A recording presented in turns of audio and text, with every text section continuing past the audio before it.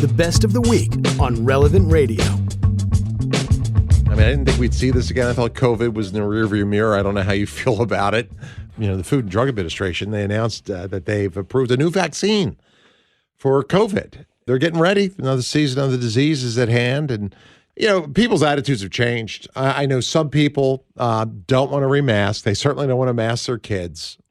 There are others who said, hey, I've been vaxxed and boosted, and I'm not getting anything else.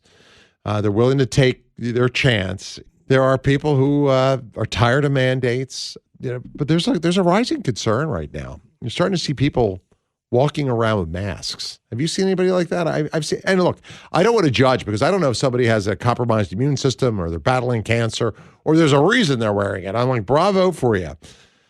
But sometimes I see people driving in their automobile wearing their mask, right? And nobody else is in the car. And I'm thinking, okay, why are you doing that, right? COVID test kits right now, I just heard we're flying off the shelves. 3 major pharmacies, Rite Aid, Walgreens, and CVS, right, telling CNN, hey, our sales are up. At the moment, you know, they're supposedly keeping up with demand, but that means, of course, that, you know, officials are not going to backtrack the real COVID numbers because a lot of people, you know, they're going to decide to take care of themselves at home rather than go to the hospital. And Dr. Littell is a family practice physician. He joins us today. He wrote a book called The Hidden Truth, The Deception in Women's Healthcare. And just check him out online, John Littell, MD. JohnLittellMD.com is his website. And he's here today to examine with me and with you, really to explore the resurgence of what some are calling COVID paranoia. Doctor, welcome back. Drew, thanks for having me on. It actually helps me a lot when I can come on your show because I tell folks to listen to it on the rewinds or when you put it out there because my patients are basically swamping me with phone calls. I tested positive. I'm getting calls Saturdays, Sundays. It's reminiscent of 2021 where people were really freaking out because they tested positive. So what I told people, and I'm going to say this loud and clear, do not test for COVID. Do not test for COVID. And I actually have a video out that's on my website, John Littell MD, that's called Stop Testing for COVID, that YouTube actually took down. Interestingly enough, it's been up since December. They took it down about a month ago with the whole message about how it was misinforming people. All I talked about in that video was how when you shove these swabs up your nose or the nose of your kids, you're testing for a variant of coronavirus that is no longer the lethal variant that it was in 21 or early 22. Okay, it's gone past this. The newest variant is a sub-variant of something called Omicron. It's a benign viral illness. And if everyone out in the audience could understand one thing, this would be so cool if everybody understood this. Saying I tested positive for COVID right now in September of 2023 is no different than saying I have a cold before COVID. It's saying I have a cold, and you treat a cold in 2023 pretty much the same way you treated a cold before COVID-19 in 2018 and for the hundreds of years before that. And yes, there's a role for some vitamins like C, D, and zinc.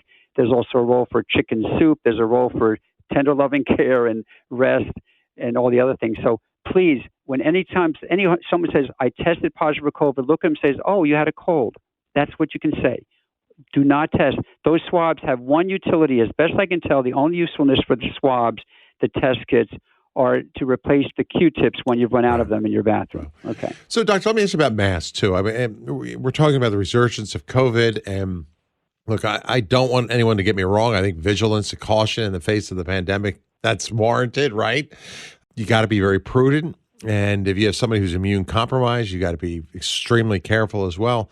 Taking a test is one thing. What about masking up? You know, will we see our kids being masked again? Is there going to be a push to mask again as flu season comes and as COVID begins to spread? What are your thoughts on masking in general?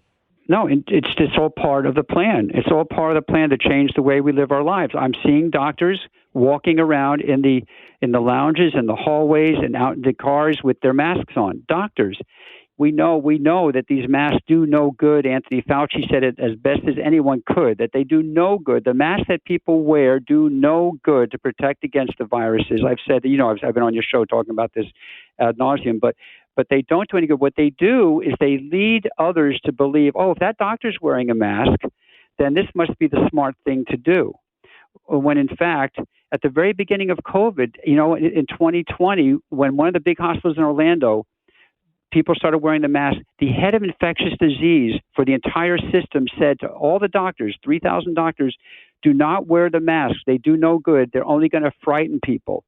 But what happened with that hospital system, and I mean frighten people, you see doctors walking, everyone's going to say, oh, I got to wear a mask. Then what happened is that particular doctor, who's highly respected, was told that he was silenced by the system because the hospital said, no, you don't get it. We're going to put up billboards all around Orlando showing our doctors in masks, which tells the public that this is the safe place to come because this is going to be our PR scheme. Right. This is all about. It's all public relations. Most of your listeners, I hope, get it by now. Gotcha. It does no good. And I really worry about doctors who are wearing masks because I wonder, they're so intelligent and yet they're so compliant. Sandra is listening to us in Darien, Illinois. Hi, Sandra. Well, I just wanted to make a comment just because I know people thought probably I was weird riding around with my mask, but I had a 93-year-old immunocompromised mother in her end stage of her life that I was caring for, and so usually if I ran around and did errands, I'd wear my N95 or KN95 mask. I know I'm protecting others, but just to be very careful. I also went around with all my wipes, but you're not supposed to touch the mask either, which a lot of people just keep wearing them under their chin, which does nothing. Right. So I would wear my mask in the car. I put it on before I left. I'd go do my errands, and I'd run from place to place, and I'd come back, take off my mask. But people probably thought I was nuts, too, because I was in there, with my mask on by myself, but that was the only reason I did it. And I don't know if people realize it. But, when you're caring for someone, you're protecting them. Yeah, so first of all, that's great, because I never even thought about that. So you, out of prudence, don't want to touch the mask. Therefore, you're not taking it on and off when you're getting in and out of the car because you're running errands. So, that makes a lot of sense. But, Doctor, I'll let you respond to Sandra.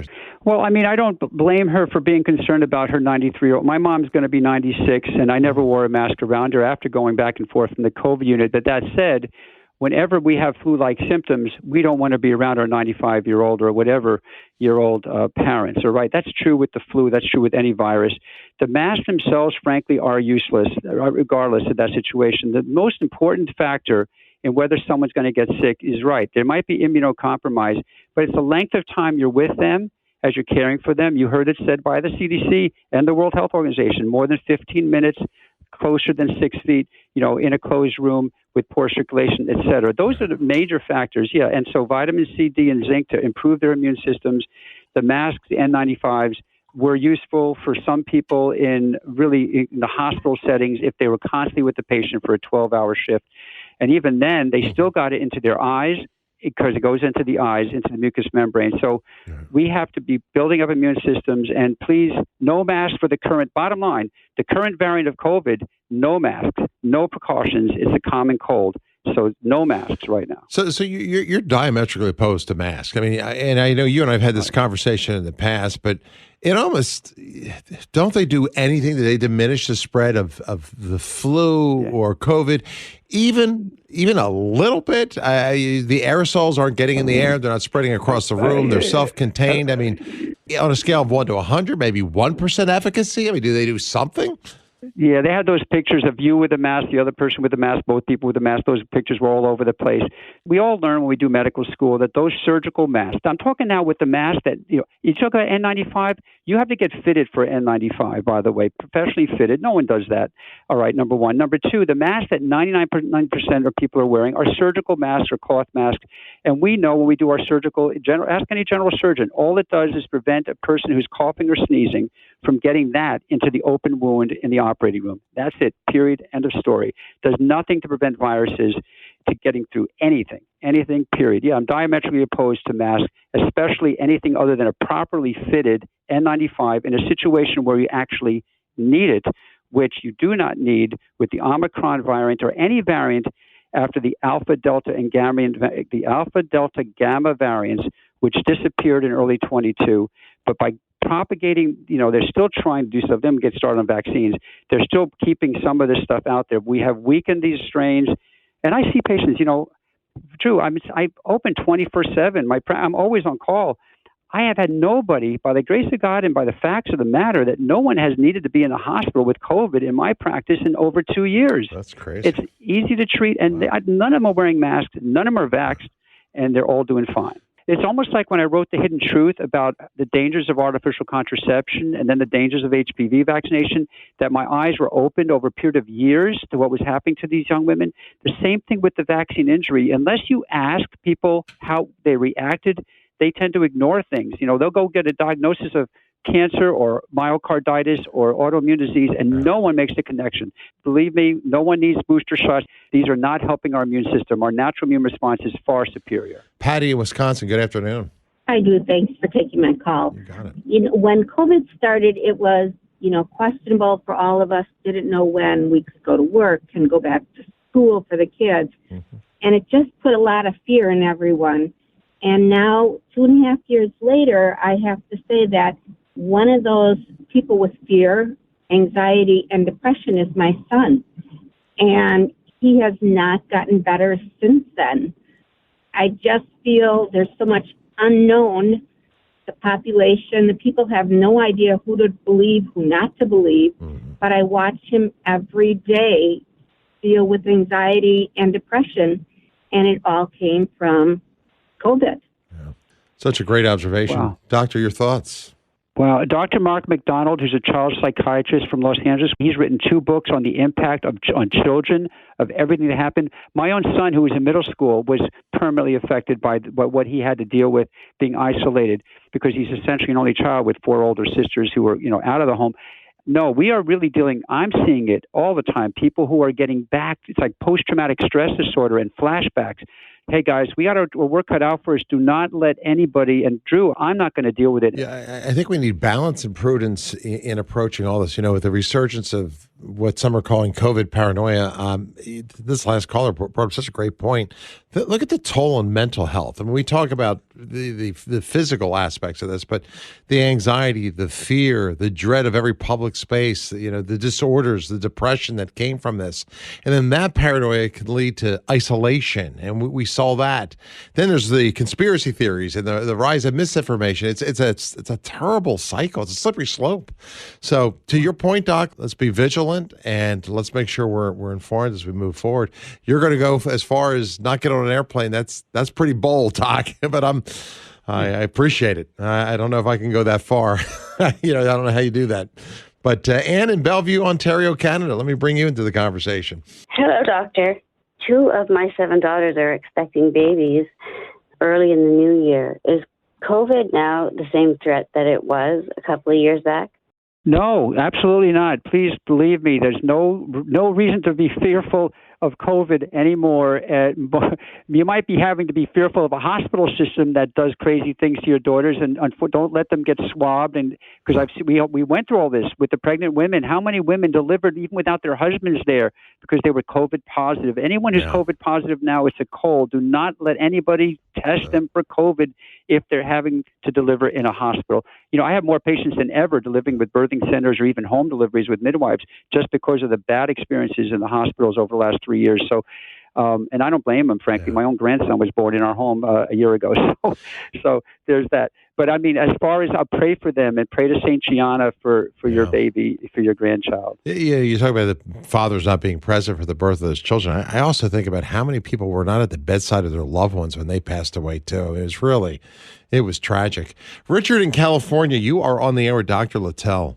Hello, Doctor. Hello, Drew. Hey. I'm not a conspiracy theorist or anything like that, but I was talking to my wife yesterday.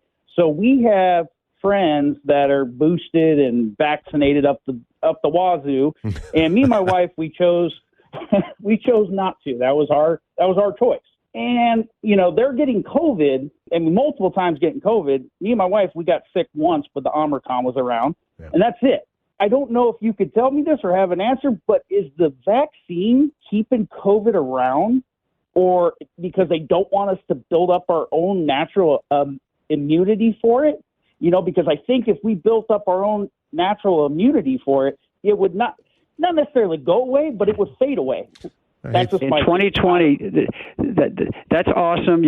I couldn't have said it better. We had a surge in natural immunity in 2020, but it was an inconvenient truth. They had to roll out the vaccine. The vaccines were already being rolled out before COVID even hit the streets.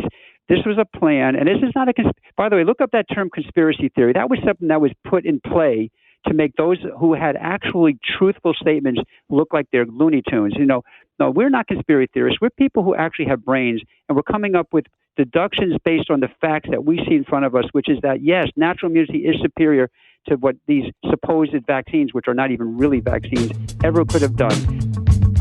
You can join me and listen on the Relevant Radio app to the Drew Mariani Show live each weekday 2 to 5 Central.